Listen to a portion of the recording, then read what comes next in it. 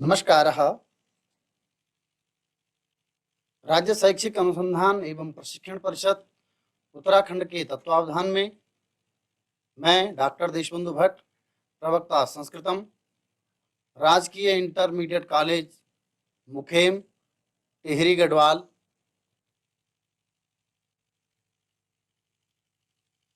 दशम कक्षायाः संस्कृत पाठ्यपुस्तकं शेमुषी प्रथमः पाठः शुचिपर्यावरणं द्वितीयः भागः। कक्षा 10 के लिए संस्कृत की पाठ्यपुस्तक शेमुषी, इसका प्रथम पाठ सूची पर्यावरणम द्वितीय भाग, जिसमें कि हम प्रश्नोत्तर करेंगे। आज के चर्चा बिंदु हैं प्रथम पाठ के प्रश्नों के उत्तर, विलोम शब्द, पर्यायवाची शब्द, संधि एवं सामासिक विग्रह, सामासिक पदों का विग्रह। प्रथम पाठ सूची पर्यावरणम का पहला प्रश्न, एक पदेन उत्तरत, एक पदेन उत्तरम लिखत। एक शब्द में प्रश्न का उत्तर लिखना है।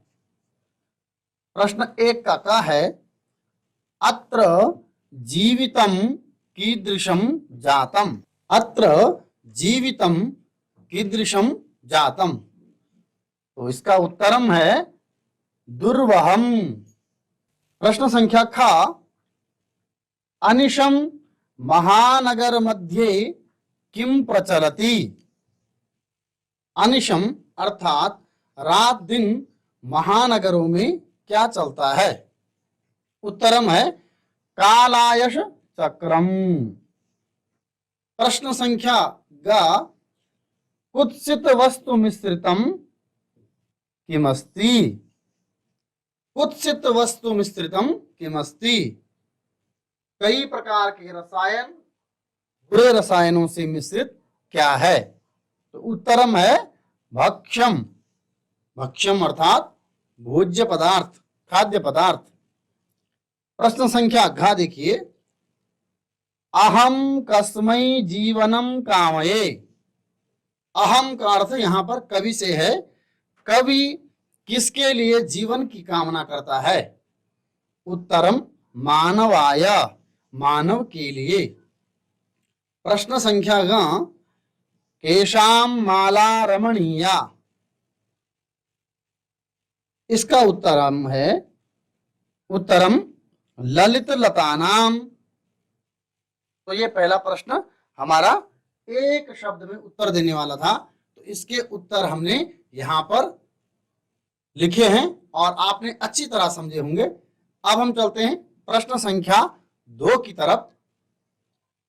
प्रश्न संख्या 2 है, अधोलिखितानाम प्रश्नानाम उत्तराणि संस्कृत भाषायाम लिखत। नीचे लिखे गए प्रश्नों के उत्तर संस्कृत भाषा में लिखे। तो प्रश्न संख्या का है इसका, कविः किमर्थं प्रकृतेः शरणम् इच्छति। कविः किमर्थं प्रकृतेः शरणम् इच्छति। कवि किस लिए प्रकृति की शरण में जाना चाहता है।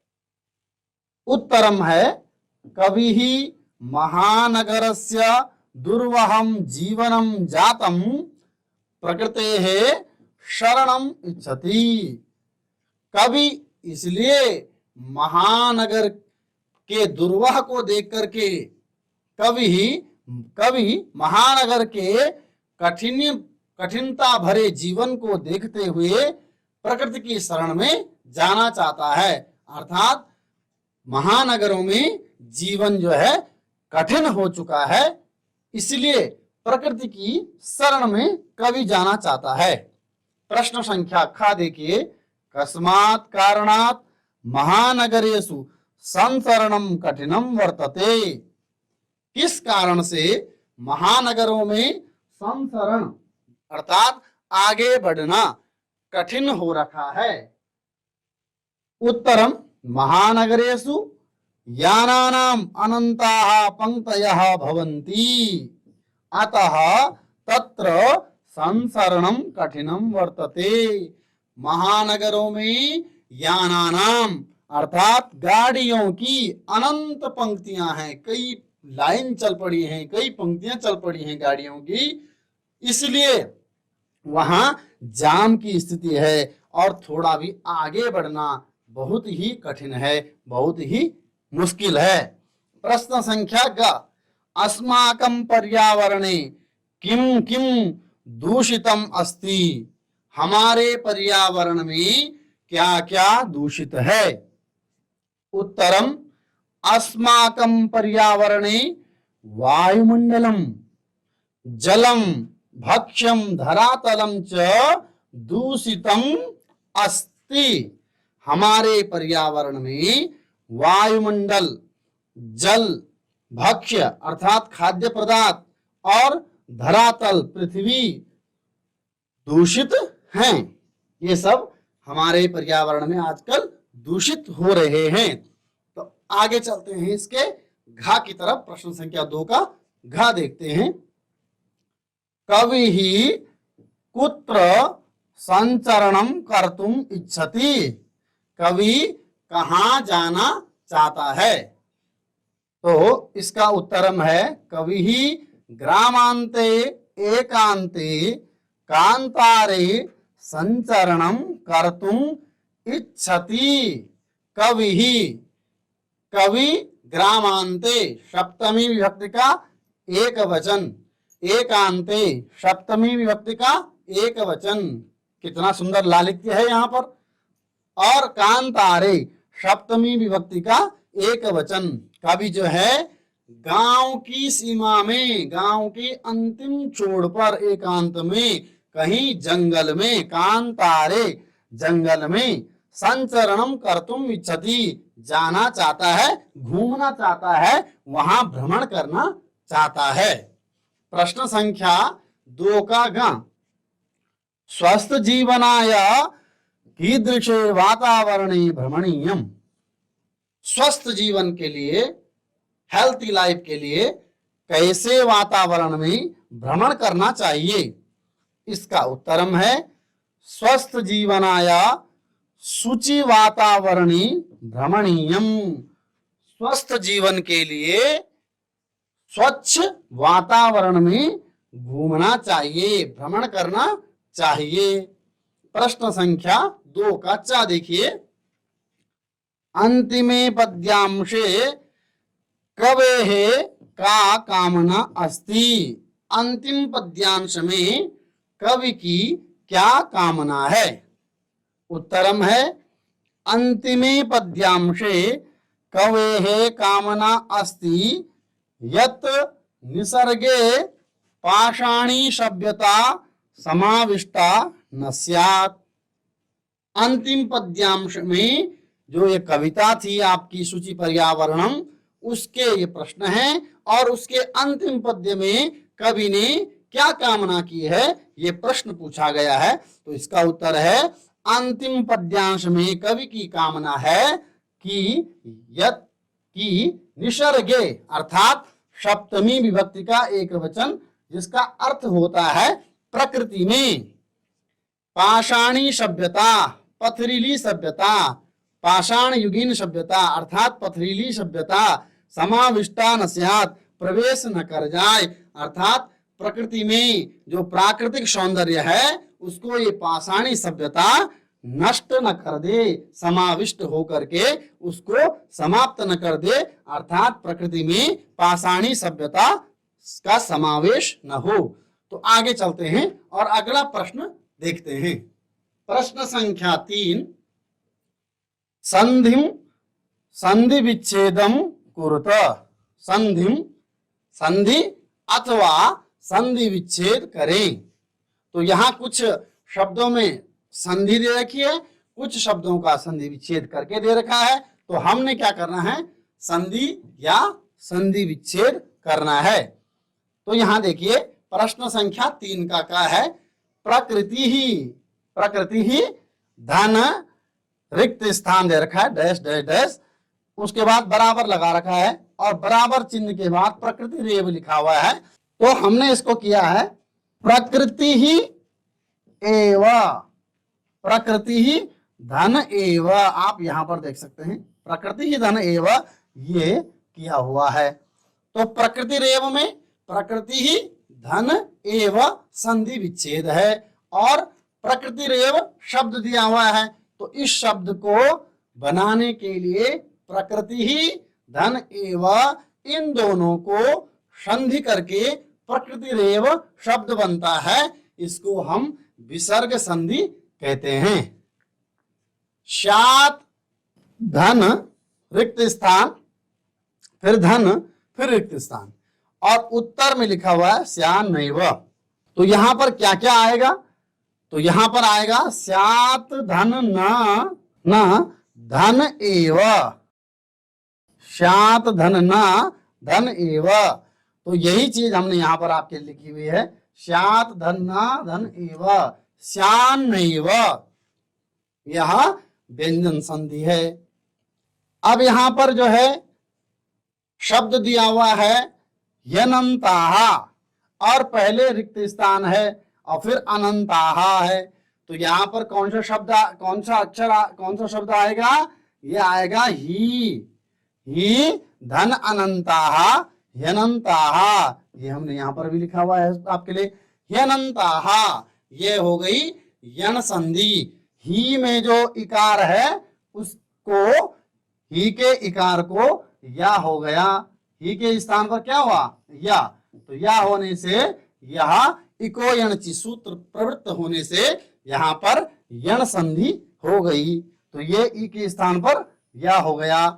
ठीक है, अब अगला देखते हैं घा, बही धन अंतः धन जगति, तो इसका क्या बनेगा, इसकी हमने संधि करनी है, इसकी क्या करनी है संधि, क्योंकि शब्द दे रखा है संधि विच्छेद करके और हमने करनी है संधि।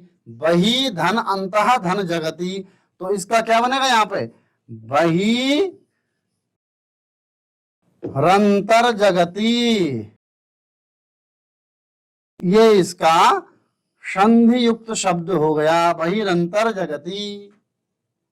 बहि धन अंतः बहिरंतः, विसर्ग को रेफ हो गया, रकार हो गया बहिरंतः, और फिर अंतः में भी जो विसर्ग है उसको भी रेफ हो गया, तो बहिरंतर जगति यह शब्द बन गया।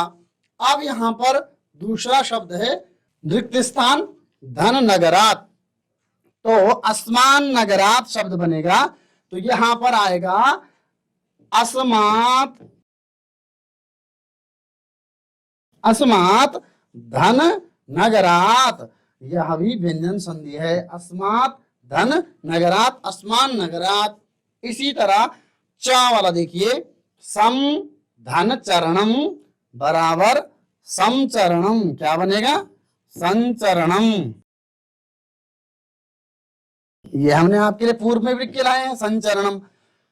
प्रश्न संख्या 6 देखिए इसका, धूमम धन मुंचति, धूमम धन मुंचति, तो यहां पर कौन सा सूत्र लगेगा, यह है मोनुस्वारः, मां को अनुस्वार हो जाएगा, धूमम धन मुंचति, क्योंकि आगे व्यंजन वर्ण है, मकार है, तो मकार क्या है व्यंजन वर्ण है, और व्यंजन वर्ण होने के कारण उसको जो है मकार को अनुस्वार हो जाता है, धूमम मुंचति। इस प्रकार यह संधि और संधि विच्छेद का ये प्रश्न संख्या 3 हमारा संपन्न होता है।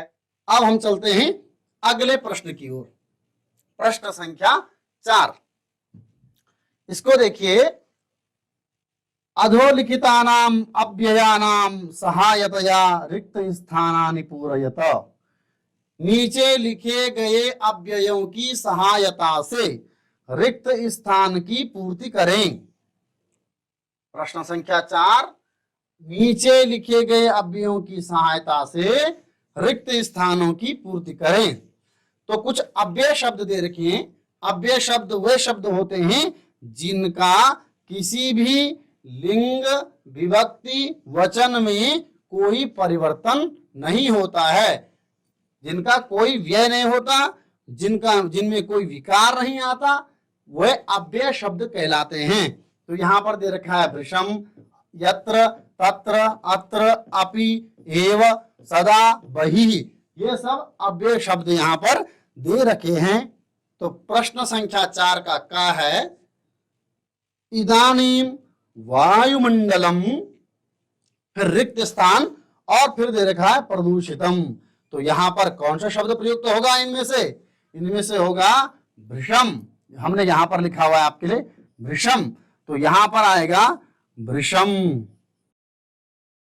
तो यहाँ वो अनुस्वार हो जाएगा, क्योंकि वाक्य के बीच में हम लिख रहे हैं, तो इसलिए मां को अनुस्वार हो जाएगा।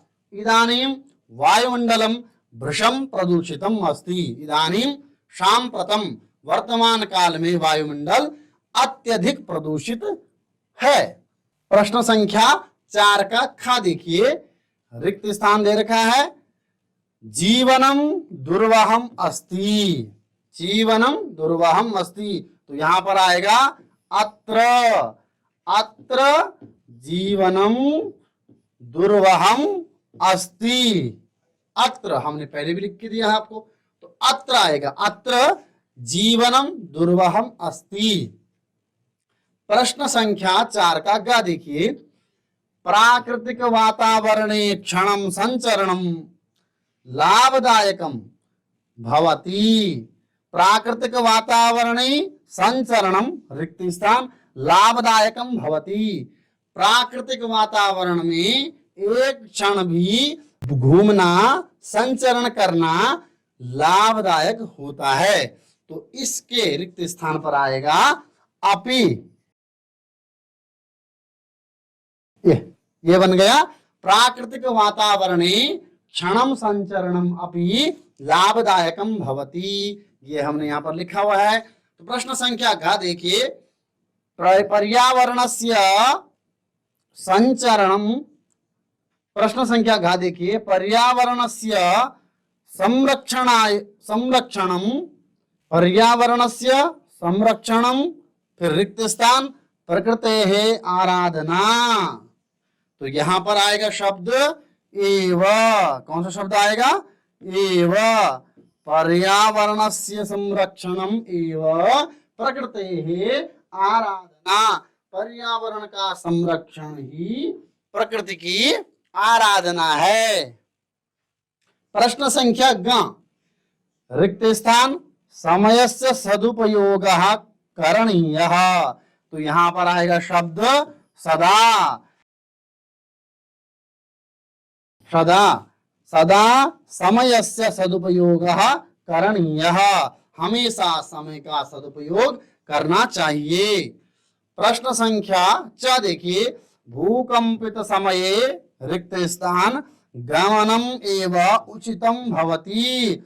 भूकंपित समये, जब पृथ्वी में कंपन हो रहा हो, भूकंप आ रहा हो, उस समय जाना चाहिए। कहाँ जाना चाहिए उस समय? बाहर, घर से बाहर जाना चाहिए। यहां पर आएगा बहिः। बहिः, बाहर जाना चाहिए।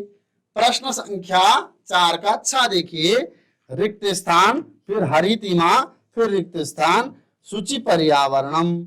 यहां पर आएगा यत्र, यत्र, यत्र हरितिमा तत्र, तत्र शुचि पर्यावरणम। ये शब्द हमने आपके लिए यहां पर पहले से ही लिख करके रखे हैं। तो ये हो गया हमारा प्रश्न संख्या 4। अब अगले प्रश्न की ओर चलते हैं। प्रश्न संख्या 5। प्रश्न संख्या 5 का आ है, अधोलिखितानाम पदानाम पर्याय पदम लिखत। नीचे लिखे गए शब्दों के पर्यायवाची शब्द लिखिए। तो ये पर्यायवाची शब्द लिख रहे हैं। प्रश्न संख्या 5 का है सलिलम। सलिलम का पर्यायवाची है जलम। प्रश्न संख्या 5 का खा है आम्रम। आम्रम का पर्यायवाची है रसालम। प्रश्न संख्या 5 का गा वनम। वनम, वनम का पर्यायवाची है कांतारम। प्रश्न संख्या 5 का घ देखिए, शरीरम, शरीरम का पर्यायवाची है तनुहु। प्रश्न संख्या ग देखिए, कुटिलम, कुटिलम का वक्रम। प्रश्न संख्या च पाषाणः, प्रस्तरम। तो ये इन शब्दों के पर्यायवाची शब्द हुए। अब प्रश्न संख्या 5 का आ देखते हैं। अधोलिखित पदानाम विलोम पदानि पाठात् चित्वा लिखत। नीचे लिखे गए शब्दों के विलोम शब्द पाठ से चुन करके लिखें। तो प्रश्न संख्या 5 का आ है ये, इसका का देखिए, सुकरम, सुकरम का होगा दुष्करम। दूषितम, शुचि अथवा स्वच्छ। गृह्णन्ति, गृह्णन्ति का लेते हैं, इसका विलोम शब्द है वितरन्ति, देते हैं। निर्मलम, निर्मलम का शमलम, निर्मलम अर्थात स्वच्छ पवित्र, और इसका विलोम हो जाएगा समलम अर्थात गंदा। दानवाय, दानवाय का विलोम हो जाएगा मानवाय। तो ये प्रश्न संख्या 5 का आ हो गया। अब हम चलते हैं प्रश्न संख्या 6 की तरफ। उदाहरणानुसार प्रश्न संख्या 6, उदाहरणम अनुसृत्य पाठात् चित्वा च समस्त पदानि समासनाम च लिखत। यथा विग्रह वाक्यानि समस्त पदानि समास नाम। उदाहरण के अनुसार पाठ से चुन करके समस्त पद और समास का नाम लिखें। तो यहाँ जैसे विग्रह वाक्यानि, विग्रह वाक्य दिए हुए हैं और फिर समस्त पद दिए रखे हैं, और उसके बाद समास नाम कौन सा समास है, तो यहाँ पर पहला एक उदाहरण का के रूप में दिया है, मलेन सहितम समलम, मलेन सहितम समलम। इसमें अव्ययी भाव समास ये दे रखा है। उसी तरह खा है हरिताः च ये तरवः तेषाम, इसमें कौन सा समास है।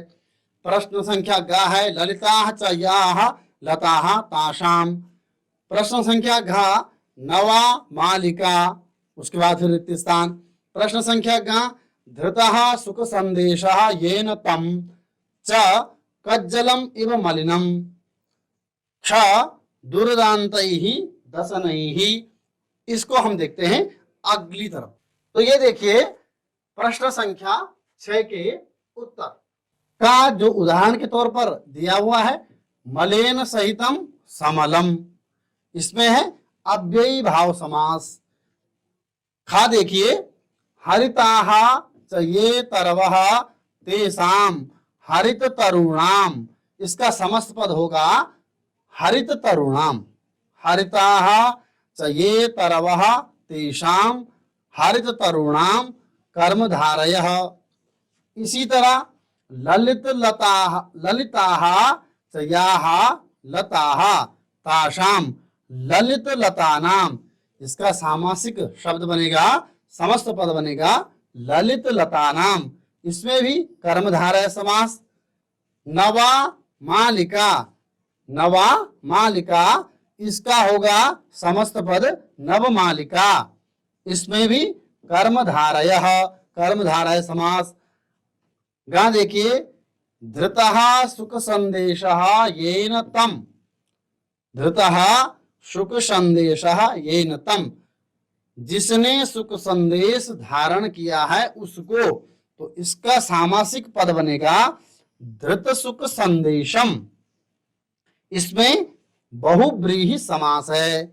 चा देखिए कज्जलम इव मलिनम, विग्रह है कज्जलम इव मलिनम, इसका सामासिक पद बनेगा कज्जल मलिनम।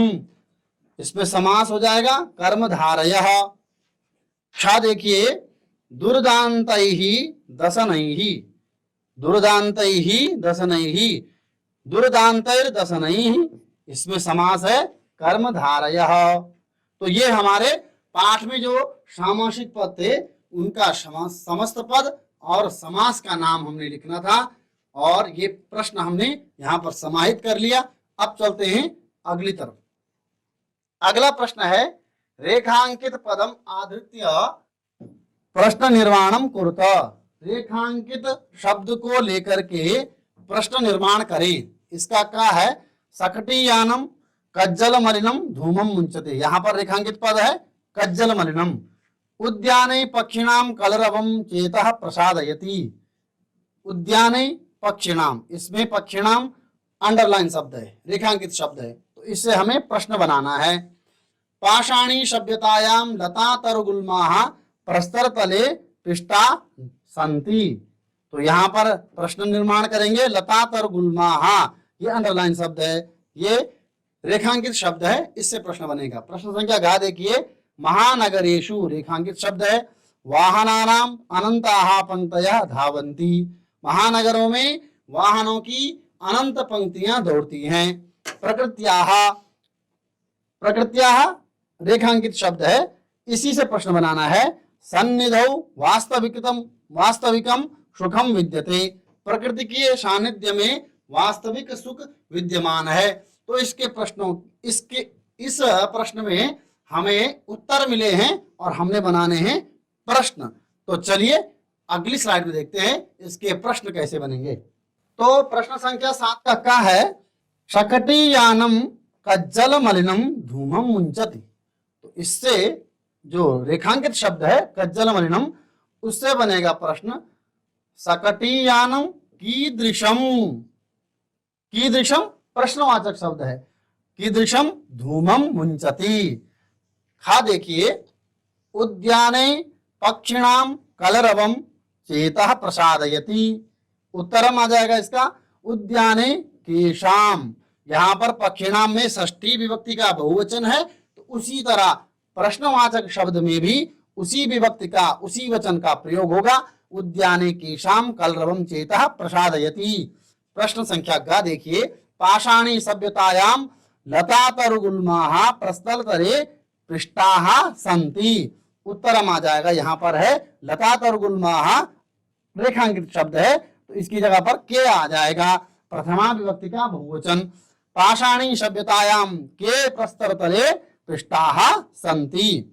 प्रश्न संख्या घ देखिए, महानगरेषु वाहनानाम अनंताः पंक्तयः धावन्ति। तो महानगरेषु में सप्तमी विभक्ति का बहुवचन है और सप्तमी में तल प्रत्यय भी होता है, और उसके स्थान पर हमने यहाँ पर सप्तम्यास्थल कुत्र शब्द लिखा हुआ है। तो कुत्र वाहनानाम अनंताः पंक्तयः धावन्ति। प्रश्न संख्या ग देखिए, प्रकृत्याः सन्निधौ वास्तविकम सुखम विद्यते। प्रकृति के सानिध्य में वास्तविक सुख है। तो प्रकृत्याः रेखांकित शब्द है, तो षष्ठी विभक्ति का एक वचन है, तो यहाँ पर भी कस्याः षष्ठी विभक्ति का एक वचन प्रश्नवाचक शब्द बन गया। कस्याः सन्निधौ वास्तविकम सुखम विद्यते। किसके सानिध्य में वास्तविक सुख है। तो उत्तर था हमें मिल रखा था पहले ही, प्रकृति के सानिध्य में वास्तविक सुख है। तो आज का हमारा ये पाठ यहाँ पर संपन्न होता है। चलते हैं, देखते हैं मूल्यांकन आपका करते हैं। तो उद्याने केशाम कलरवम चेतः प्रसादयति। उद्यान में किनका कलरव, किनका शोर, चेतः मनो प्रसादयति, मनः प्रसादयति। चेतः मन को खुश करता है, किनका कलरव, तो यहाँ पर उत्तर, हाँ उत्तर आ जाएगा पक्षिणाम कलरवः। पक्षियों का कलरव, पक्षियों का शोर मन को प्रसन्न करता है। कुत्र वाहनानाम अनंताः पंक्तयः धावन्ति। कहाँ वाहनों की अनंत पंक्तियां दौड़ती है, तो इसका उत्तर आ जाएगा महानगरेषु। महानगरेषु वाहनानाम अनंताः पंक्तयः धावन्ति। कांतारम इति शब्दस्य अर्थम लिखत। कांतारम, जैसे मैंने आपको पहले बताया, कांतारम इस शब्द का अर्थ क्या होता है, बिल्कुल सही, इस शब्द का अर्थ है वनम, जंगल। कांतारम का अर्थ है जंगल। अब चलते हैं गृह कार्य की ओर। गृह कार्य देखिए, आपके लिए प्रश्न है ये, संधिम कुरुता का है क्षणम अपि, आपने इसका संधि करना है। का है दुर्वहम धन अत्र, ग है ही धन अनंताः। इसी तरह समस्त पदानि लिखत, समस्त पद लिखे। खगकुलानाम कलरवः, इसका आपने सामासिक पद लिखना है। खा है वाष्पयानानाम माला, इसका सामासिक पद लिखना है। ग है हरिताः चाहिए तरवः तेषाम, हरिताः चाहिए तरवः तेषाम, इसका आपने सामासिक शब्द लिखना है। आज के हमारे चर्चा बिंदु रहे प्रथम पाठ के प्रश्न के उत्तर, विलोम शब्द, पर्यायवाची शब्द एवं संधि और समासिक पदों का विग्रह। धन्यवादः।